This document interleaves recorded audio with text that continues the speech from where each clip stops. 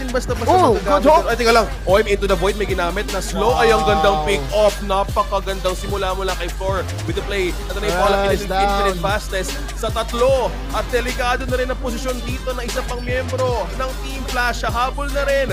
Double kill for Danny. Saro falls. At ito na nga din ang pwedeng i-fallback Bridget mag-back away ba?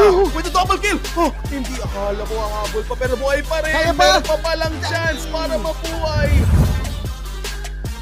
Naku si Kern! Nila dito, pero tatlo ba yung babagsakan? Neto ni 17, tatlo kasi naman targetable naman dito itong si Kern so far. Buhay pa din habang chumitepi sa likod sa may taas!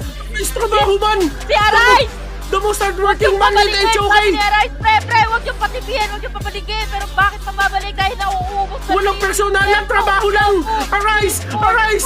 Arise! Arise! Void! Kaso hindi kinaya ng damage and slow pero ito na nga ang ginagamit ng Team Flash ngayon for this fight. At ang Rough World Era, pwedeng ma-corner dito. Naku, ginamit na rin ang lahat ng damage ni Arise. At maiipit Double kill! Triple! Grabe naman to! Rough World Era! Make it a quadra comeback!